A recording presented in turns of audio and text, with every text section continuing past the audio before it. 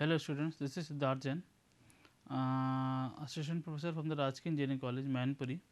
This is 7th lecture of Unit 4 of Quantity Estimation and Construction Management. We will understand about the hauling and conveying equipment basically in this lecture.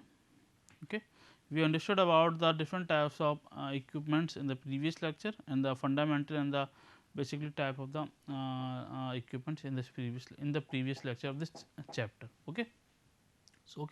So before understanding about the hauling equipments, basically types of hauling equipments, so we have to understand about the what is hauling equipment. Okay, so equipments which is used for basically haul the material or move the material from one place to another place. Okay, basically हम इसको जो hauling equipment है और cranes को अलग कर सकते हैं, होस्टिंग इक्विपमेंट को अलग अलग तरीके से कर सकते हैं.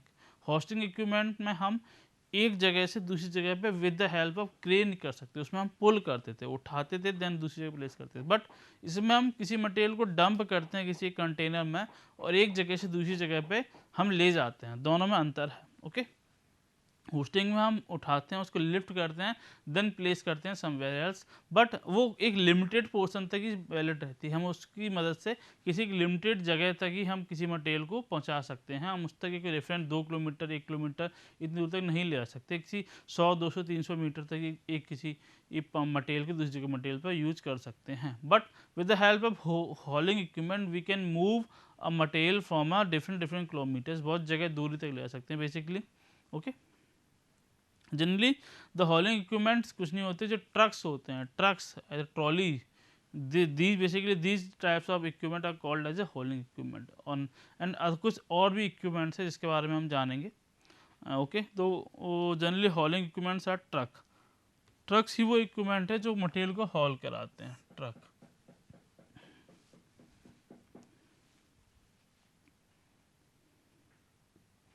Okay, so what is a truck? Truck is a equipment which fulfill the different types of work like handling earth, aggregate, rock and other material. Basically truck ही वो इक्विपमेंट होता है जो इतने सारे मटेरियल्स को या लार्ज वैरायटी ऑफ मटेरियल को हैंडल कर सकते हैं. हैंडल मीन्स रख सकता है. हम होस्टिंग इक्विपमेंट से इन एग्रीगेट को, सॉइल को एक जगह दूसरी प्लेस नहीं कर सकते, but with the help of truck और holding equipment we can move this type of material. Because इसमें हैंडलिंग प्रोसेस होता है, इसमें एक जगह पे इकट्ठा करके रखना होता है और चारों तरफ से बंद रखना होता है, 3 तरफ से बंद रखना पड़ता है. अगर हम इसको लटका देते हैं तो ये बिखर सकते हैं. सो द होल्डिंग इक्विपमेंट और द ट्रक कैन मूव या हैंडल these materials.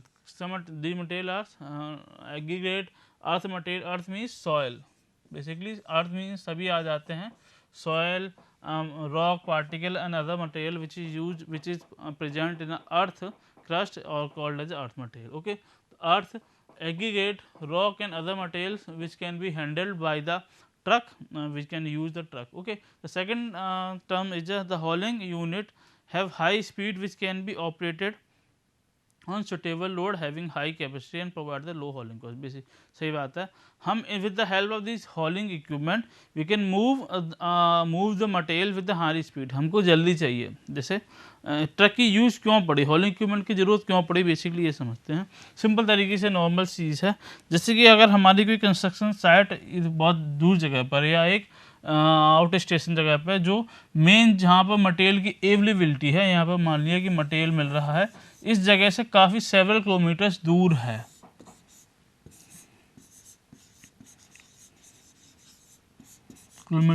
है, ये साइट है, तो यहाँ से यहाँ तक पहुँचाने के लिए हमें इन हॉलिंग इक्विपमेंट्स या ट्रक की ज़रूरत पड़ेगी. यहाँ से यहाँ जो ले जाया जाएगा वो ट्रक की ज़रूरत पड़ेगी. Truck is also called as hauling equipment और hauling equipment is also called truck. Okay, but अब अगर यहाँ पर रोड है, मींस अगर वहाँ पर कनेक्टिविटी अच्छी है तो हम टायर्ड व्हीकल का यूज़ कर सकते हैं, जो जिसमें टायर असेंबली हो, जिससे हम हाई स्पीड की तरीके से ज़्यादा तेज़ी से हम उसको ले आ सकते हैं. बट अगर हमारे पास कच्ची रोड है या रास्ता है, यहाँ पर कोई रोड नहीं है, तो भी हम ले आ सकते हैं with the use of crawler. Basically the truck can move with high speed. Okay, as compare to other equipments. ये बहुत तेज़ी से जा सकते हैं, किसी मटेरियल को एक जगह दूसरी जगह पर तेज़ी से ले आ सकते हैं.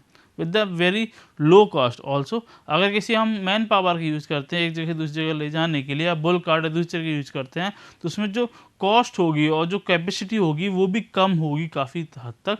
But with the help of truck it can reduce a very high low level, हम कॉस्ट को बहुत कम लेवल तक रिड्यूस कर सकते हैं, ठीक है।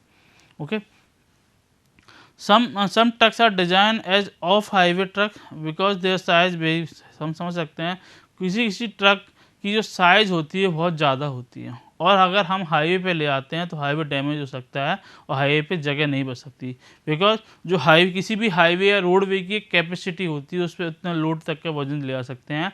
अगर ज़्यादा वेट ले आ सकते हैं तो उसमें दिक्कत हो सकती है। तो these type of trucks which is use for the larger project, इसको हम जनरली हाईवे से नहीं दूसरे रास्ते से ले आ सकते हैं। जैसे ये रहा एक सिंपल तरीके से picture, this is truck is a very large capacity, ठीक है, ये बहुत बड़ा होता है। इस सिंपल तरीके से हम देख सकते हैं यहाँ जो बैठने वाली असेंबली होती है और इसका साइज़ देख सकते हैं कितना बड़ा है। क्यों बड़ा है? क्योंकि जो लोडिंग असेंबली है इसकी जो कैपेसिटी है जो मटेरियल को रखने की, वो भी बहुत ज़्यादा होती है। इसीलिए basically this is a tired truck, tyre truck with, अब टायर ट्रक है तो इसकी स्पीड भी ज़्यादा होगी, विथ हाई स्पीड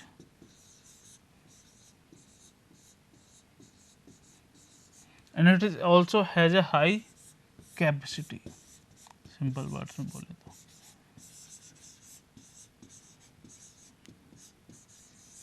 तो हाई कैपेसिटी, सिंपल तरीके से। ओके, तो this is simple terms brief description of the truck. Okay, now we understand about the classification of truck. There are the very many several factors which is used for the classification of truck. These several factors are following.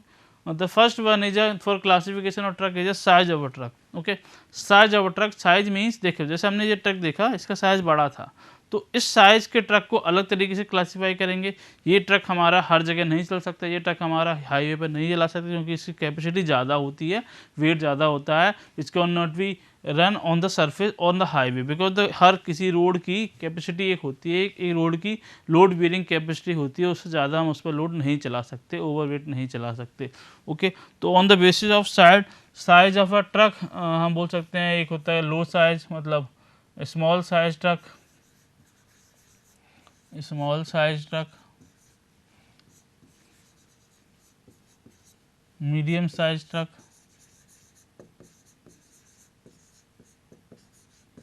And big size truck.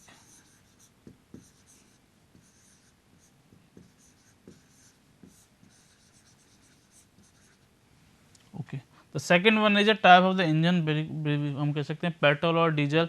अगर वो engine या fuel उसमें जो consumption है वो petrol है तो उसको पेट्रोल ट्रक कहेंगे, petrol type of engine truck कहेंगे, और डीजल। इन दोनों में अंतर क्या है? बेसिकली हम जहाँ पर जो हैवी लोड को पुल उठाना होता है, जो हैवी लोड को ले आ सकते हैं, जिस ट्रक की कैपेसिटी ज़्यादा होती है, उन ट्रक में जनरली डीजल इंजन का यूज़ किया जाता है क्योंकि डीजल इंजन ज़्यादा हैवी होता है, ज़्यादा बड़ा होता है, तो बड़ा है उसकी पावर ज़्यादा है तो उसकी कैपेसिटी भी ज़्यादा होगी। ओके, तो on the basis of type of engine we can divide the on the petrol and the diesel. The third one is a wheel tyre. Okay, हम इसको दो तरीके डिवाइड कर सकते हैं। पहला कर सकते हैं on the type of the wheel और टायर, एक हो सकता है टायर, एक सकते हैं क्रॉलर। बट अगर हम टायर की बात करें तो टायर में भी इसमें पार्टीशन डिवाइड किए गए हैं, जैसे कि टायर में 4 व्हील ट्रक होते हैं, 6 व्हील ट्रक होते हैं और 8 व्हील ट्रक होते हैं। अब इन्हें अलग अलग क्यों डिवाइड किया गया? बेसिकली जो कम व्हील का ट्रक होगा उसकी कैपेसिटी कम होगी, जो ज़्यादा व्हील का ट्रक होगा उसकी कैपेसिटी ज़्यादा होगी बेसिकली। तो 4 व्हील और 6 व्हील और 8 व्हील में किसी की ज़्यादा कैपेसिटी होगी? ऑब्वियस सी बात है कि 6 व्हील ट्रक की ज़्यादा कैपेसिटी होगी, क्योंकि इसमें जो व्हील है वो 8 लगाए गए हैं, तो 8 इसीलिए लगाए गए होंगे कि इसमें जो वेट आ रहा है, जो लोड आ रहा है, उसकी वैल्यू ज़्यादा है। ओके, तो it has a low capacity truck. Simple तरीके से करें तो इसको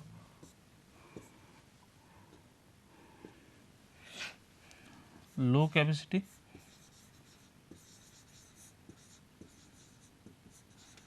this is medium capacity,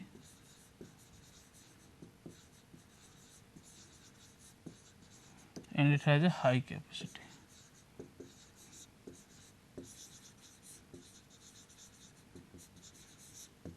Okay. Another classification of the truck is a dumping method. On the basis of the dumping method, it can also divided. Dumping method means rear dumping, bottom dumping and side dumping.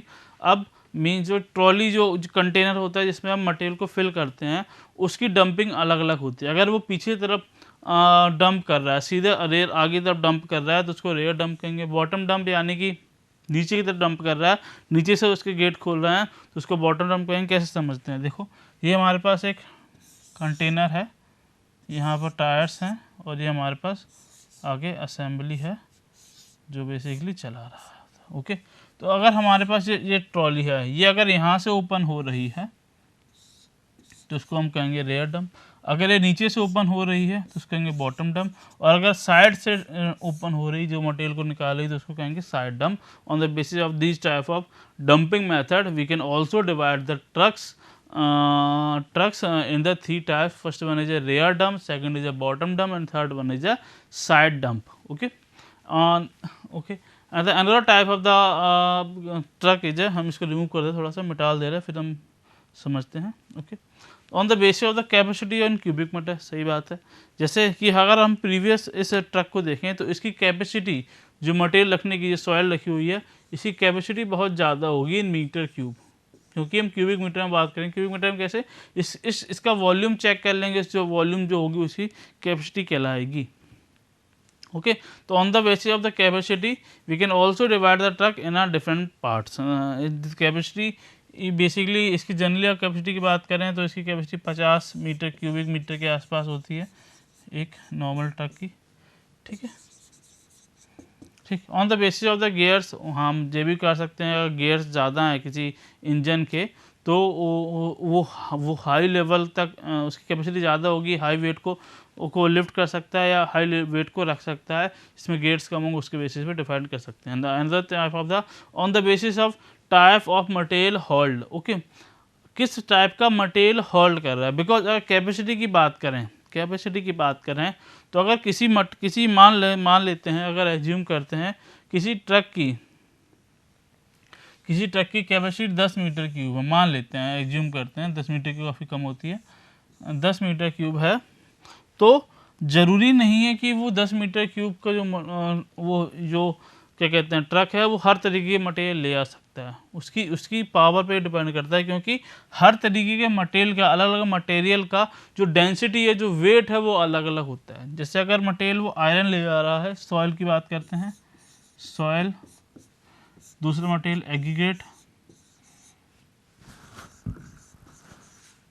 और third material is iron.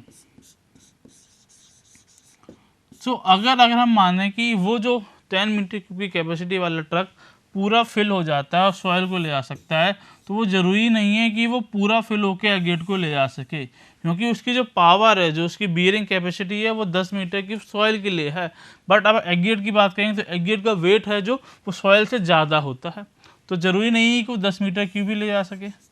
Okay, तो हम अलग अलग type के trucks को divide कर देते हैं। अगर कोई छोटा ट्रक है बट उसकी capacity in the terms of weight ज़्यादा है, तो वो एक हैवी ट्रक माना जाएगा, क्योंकि वो छोटा ट्रक है लेकिन उसका जो वेट है वो बहुत ज़्यादा रखा जा रहा है। जैसे अगर कोई ट्रक है जिस पे हम आयरन रख रहे हैं, तो आयरन या लोहे की जो रॉड्स होती है उनको हम पूरा फुल नहीं करते, क्योंकि उसमें वेट बहुत ज़्यादा होता है। ठीक है, तो हमने जनरली देखा होगा कि अगर ट्रक है, उसकी ट्रॉली है, तो ट्रॉली में हम देखते हैं कि जब सॉइल भरी होती है या सैंड भरी होती है तो वो ऊपर तक भर देते हैं।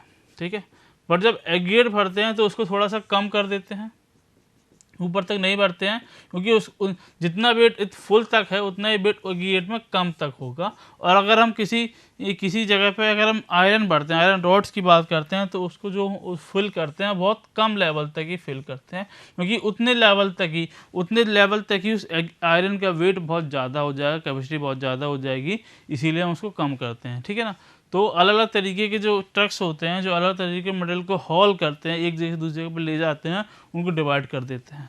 इसको एक दूसरे तरीके से देख सकते हैं कि अगर हम अगर हम बिटुमेन की बात करें, जो एसफॉल्ट की बात करें, जो बेसिकली एक फ्लेक्सिबल पेमेंट को कंस्ट्रक्शन में ज़रूरत पड़ती है, तो उसके लिए जो ट्रक्स होते हैं वो अलग तरीके से बनाए जाते हैं, उन तरीके को ट्रक को अलग ही डिवाइड कर दिया जाता है। बिकॉज बिटुमेन अगर एक जगह प्लेस हो गया तो जब उसको रिमूव करेंगे तो वो अपनी अपनी जगह वहीं छोड़ देता है, वो चिपक जाता है। तो उस तरीके के ट्रक को हम दूसरी मटेरियल में यूज़ नहीं कर सकते, क्योंकि अगर बिटुमेन कहीं पर रखा हुआ है तो वहाँ पर उतना मटेरियल नहीं प्लेस हो पाएगा, इतना होना चाहिए। तो अलग अलग मटेरियल्स में, जैसे अगर कोल के लिए कोई ट्रक डेडिकेटेड है तो कोल के लिए अलग कर देते हैं, रॉक के लिए अलग कर देते हैं, ओर के लिए अलग कर देते हैं, बिटुमेन के लिए अलग कर देते हैं, और रीइंफोर्समेंट पे और आयरन, एग्रीगेट और सॉइल के लिए भी हम अलग अलग कर सकते हैं। तो these are the simple term classification of trucks on the basis of different criteria हम देखे। Now another hauling assembly and then some terms also, what is the payload, the maximum load for a hauling unit, basically समझ सकते हैं हॉलिंग unit किसी material का एक payload होता है, वही हम बात कर रहे थे, उसको एक तरीके से समझते हैं, पेलोड के टर्म में समझते हैं व्हाट इज द पेलोड। जैसे हमने मान लिया किसी ट्रक का एक पेलोड है, बोल सकता है कि वो ट्रक 50 टन तक वजन ले सकता है, उससे ऊपर नहीं ले सकता, मान लेते हैं 50 टन तक ले सकता है, उससे ज़्यादा नहीं ले सकता। इट मीन्स अगर उसमें सॉयल भरी हुई है यहाँ तक, उसका वेट अगर 50 टन से कम है तो उसको ले आ सकता है, ठीक। अगर उसमें एग्रीगेट भरा हुआ है लेकिन एग्रीगेट का वेट हमारा उस ट्रक में कम ही लेवल तक जा रहा है तो उसी लेवल तक ले आ सकते हैं। उसी तरीके से अगर आयरन है उसमें, आयरन हमारे इतने लेवल तक ही 50 टन हो जाता है तो इसके ऊपर नहीं ले जा सकते। अगर इसके ऊपर ले जाएंगे तो it can damage truck, it can damage road also, ठीक है। अगर वो ट्रक अगर हम ओवर वेट करके ले जाते हैं तो वे ट्रक हमारे जो वेट है वो ट्रक को डैमेज कर सकता है, एज वेल एज हम बोल सकते हैं किसी रोड को भी डैमेज कर सकते हैं। तो सिंपल तरीके से अगर पे लोड की बात करें तो payload is a maximum load of a hauling assembly और हॉलिंग यूनिट और a truck as per the manufacture, ठीक है। किसी का होता है कि हमारे ट्रक है इसकी कैपेसिटी 50 टन है, बड़ा ट्रक है इसकी 100 टन है, छोटा ट्रक है इसमें 10 टन कैपेसिटी है, 10 टन से ज़्यादा वजन नहीं ले आ सकते, that is called as a payload. Okay, तो second term is a cycle time, time required to complete a, basically simple तरीके से अगर किसी ट्रक के कारण किसी मटेरियल को एक जगह से दूसरी जगह पे ले जाया जा रहा है और उस ट्रक को वापस उस जगह पे आ जा रहा है तो जो टाइम लगता है उसको बोलते हैं साइकिल टाइम। हमको साइकिल टाइम रिड्यूस करना चाहिए, कम से कम होना चाहिए, क्योंकि साइकिल टाइम कम होगा उतना ज़्यादा मटेरियल को एक जगह दूसरी जगह पे ले जा सकते हैं। Okay, these are some technical terms of the truck. Now the another assembly and the type of hauling equipment is a conveyor belt. What is a conveyor belt? हमने भी बहुत जगह देखा हो कन्वेयर बेल्ट। बेसिकली जब railway station या airports पे हम एंट्री करते हैं तो जो हमारा जो लगेज होता है जिसकी चेकिंग होती है वो कन्वेयर बेल्ट से होते हुए जाता है, और जब आता है हमारे पास जब हम अपने मटेरियल अपने बैग्स को लेते हैं तो कन्वेयर बेल्ट के थ्रू ही आता है। But this type of conveyor belt is use for the our luggage, but even in the construction industry these type of conveyor belt is used, which is used for the availability of material from the continuous way। हम इस belt को लगा रहता है, चलता रहता है और उस पर एक जगह से मटेरियल डंप होता जाता है और दूसरे मटेरियल पर पहुँचता जाता है। तो इस तरह की असेंबली से हम किसी मटेरियल को कंटिन्यूस वे में लगा सकते हैं। इसकी लेंथ भी हम रख सकते हैं, बट इसकी लेंथ हम एज कम्पेयर टू ट्रक ज़्यादा दूरी तक नहीं ले आ सकते हैं, but as compare to hoisting equipment it can be use for a larger distance. Okay, simple तरीके से तो कन्वेयर बेल्ट के बारे में थोड़ा समझ लेते हैं। Conveyor belt is equipment which is use to carry material in a continuous manner, हम समझ रहे हैं। It can be horizontal, inclined and the vertical. It can be horizontal, it means it can move like a horizontal, it can move like a inclined, it can be vertical. But when we use material in a vertical way, it cannot be say that it is a conveyor belt, then the name change, इसका नाम बदल जाता है। तब इसका नाम हम elevator रखते हैं, इसको मटेरियल को एक जगह से ऊपर जगह पे हम एलिवेट कर रहे हैं, देन हम कन्वेयर बेल्ट को एलिवेटर के नाम से बोल देते हैं। तो when the movement is horizontal inclined it is called as a conveyor, but when it becomes a vertical it is called as a elevator. Okay, तो हम इसको एलिवेटर ही कहेंगे। तो इस तरीके की मूवमेंट में और इस तरीके की मूवमेंट में हम इसको कन्वेयर कहेंगे। Okay, but when it goes up we will say elevator। Okay okay it has a high capacity because it have a continuous motion. Very सही सी बात है, ये बहुत ज़्यादा कैपेसिटी होती है। अगर हमने किसी 4 या 5 किलोमीटर की लेंथ पर हमने किसी कन्वे बेल्ट को बिछा रखा है तो इसका कंटिन्यूस मोशन होगा और पर आवर में, 1 आवर में ये बहुत ज़्यादा लार्ज अमाउंट, बहुत ज़्यादा कैपेसिटी के लार्ज अमाउंट एक जगह दूसरी जगह प्लेस कर सकता है, जो हमारी ट्रक भी नहीं कर पाता। बट अगर हम ट्रक और इसमें कंपेयर करें तो ट्रक हमारा सेवरल किलोमीटर, 100-200 किलोमीटर से एक मटेरियल को दूसरे मटेरियल, एक मटेरियल को दूसरी जगह प्लेस कर सकता है, इससे ज़्यादा भी करता है। But with the help of conveyor belt we can not use for the larger distance, हम एक लिमिटिंग डिस्टेंस तक जा सकते हैं, but distance is higher as compare to hoisting equipment. हम होस्टिंग इक्विपमेंट के बारे में बात करें तो उससे डिस्टेंस बहुत ज़्यादा होती है। Okay, so now this is a conveyor belt, basically simple picture of the conveyor belt which is used for a moving one material. This is a soil earth material, हम एक जगह दूसरी जगह पे ले जा रहे हैं। Okay, and then the some parts of the conveyor material, there are some parts of the conveyor material are continuous belt, idler, driving unit, tail pulleys, take up unit and the supporting structure. These are the all are the parts of a conveyor belt. इसीलिए यही सब मिलकर बनाते हैं conveyor belt को, जो एक material को दूसरे मटेरियल पे प्लेस करता है। Okay, some there are some okay the power, there are some power of conveyor belt assembly. Power of conveyor belt should be enough to do the following operation. हमारी किसी conveyor belt की जो power होती है, power means उसको material lift करने की, material उठाने की, मटेरियल प्लेस करने की, कुछ पावर ऐसी होनी चाहिए कि कुछ मिनिमम क्राइटेरिया फुलफिल कर दे। जैसे कि किसी मटेरियल को मूव कर सके हॉरिजॉन्टल लोड को, हॉरिजॉन्टल डायरेक्शन में। Okay, it can move a vertical also, vertical direction में मूव करा सके। Turning all the pulleys means एक जगह से दूसरी जगह पे प्लेस करा सके by the turning. Okay, move the empty belt, empty belt को मूव करा सके। Compensation the losses and operating ticket. ये सारी तरीके की जो पावर्स हैं, सारी तरीके की ऑपरेशन है, ये सारे तरीके के ऑपरेशन एक साथ चला सके, कम से कम इतनी पावर होनी चाहिए। all operations